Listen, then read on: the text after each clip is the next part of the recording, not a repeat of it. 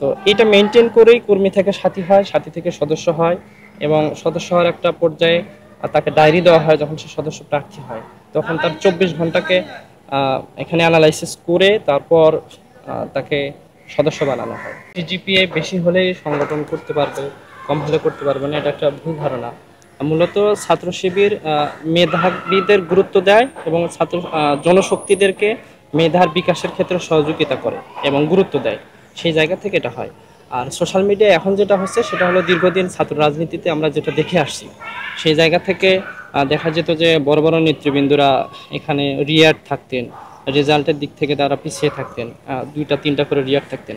তো সেই জায়গা থেকে ছাত্র শিবির যখন নতুন নেতৃবৃন্দরা আসতেছেন এবং তাদের প্লেস থাকতেছে ডিপার্টমেন্টে এবং অন্যান্য জায়গাগুলোতে, তো সেই জায়গা থেকে একটা সোশ্যাল মিডিয়া একটা ট্রেন্ডিং তৈরি হয়েছে। তবে এটা অনাকাঙ্ক্ষিত না, কিন্তু এইটা ভুল ধারণা যে ছাত্র শিবির সিজিপিএ লো বা এরকম কাউকে গুরুত্ব দেয় না, ব্যাপারটা এরকম না। ছাত্র শিবির হচ্ছে ইসলামী মূল্যবোধ সম্পৃক্ত একটা সংগঠন। তো এখানে কারো রেজাল্ট খারাপ হতে পারে, এখানে একটা সংগঠন পরিচালনার জন্য সাংগঠনিক দক্ষতা যোগ্যতা সবই মেধার গুরুত্বপূর্ণ উপাদান। শুধুমাত্র সিজিপিএ মেধার গুরুত্বপূর্ণ উপাদান না বা একমাত্র উপাদান না। আচ্ছা, যাদের সিজিপিএ ভালো তাদের কি কি ছাত্র শিবির টার্গেট করে, নাকি ছাত্র শিবিরে এসে তারা ভালো সিজিপিএ করে? এটা দুটেই হয়। মেধাবীদেরকে টার্গেট করা হয় এবং যারা জনশক্তি তাদেরকে মেধাবী হতে কার্যকর ভূমিকা বা পদক্ষেপ নেওয়া হয়। আচ্ছা আচ্ছা, একটা প্রশ্ন। সবাই যে টপার ব্যাপারটা কিন্তু তাও না, এখানে অ্যাভারেজ রেজাল্টধারী আমাদের ভাইরা আছে। তো গুরুত্ব আমি যেটা একটু আগে বললাম যে মেধার জায়গাটাকে গুরুত্ব দেওয়া হয়। আমাদের সাংগঠনিক স্ট্রাকচারটাই ওই রকম যে এখানে পাঠ্যপুস্তক অধ্যয়ন, তারপর হচ্ছে সাহিত্য এবং হচ্ছে কোরআন হাদিস অন্যান্য বিষয়গুলোকে খুব বেশি গুরুত্ব দেওয়া হয় দৈনন্দিন রিপোর্টের মাধ্যমে।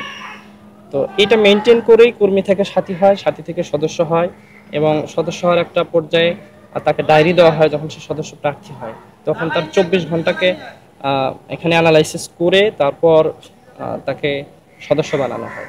তো এই জায়গাগুলোতে ভিতর দিয়ে প্রসেসগুলোর ভিতর দিয়ে যখন একটা শিক্ষার্থী চলে যায়, সদস্য হয়, তখন অটোমেটিক্যালি তার এই পড়াশোনার অভ্যস্ততার কারণে একাডেমিক জায়গাও ভালো হয় এবং সাংগঠনিক জায়গায় ভালো হয়। আমাদের স্ট্রাকচারটা এরকম, প্রতি মাসে আলোচনা চক্র, পাঠচক্র, জ্ঞানের কিছু বিষয় থাকে। সো এই বিষয়গুলো হেল্প করে একটা শিক্ষার্থীকে মেধাবী হতে। গ্রেডিং সিস্টেম আছে, কর্মী সমর্থক কর্মী সাথী সদস্য নির্দিষ্ট সিলেবাস আছে, সেই সিলেবাস এবং রিপোর্ট এবং কন্টাক্ট এগুলোর ভিতর থেকেই একটা কর্মী সাথী হয়, সদস্য হয়। তো এবং এই যে সিলেবাসগুলো সেটাও ডাইভার্স আছে।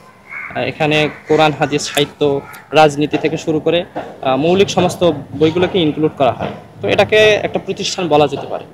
আচ্ছা, যদি সিলেবাস কভার করতে না পারে সেক্ষেত্রে কি তার মানে শিবিরের তার যে মান উন্নয়ন বা তার যে এক গ্রেড থেকে আরেক গ্রেডে যাওয়ার এটার কি কোনো সুযোগ আছে কিনা? না, আমরা চেষ্টা করি এটাকে মানে পর্যালোচনা করে তাকে সবাই, কেউ খুব দ্রুত হয়ে যায় কোয়ালিটির কারণে, আবার কারো সময় লাগে, তো আমরা তাকে তত্ত্বাবধান করার চেষ্টা করি।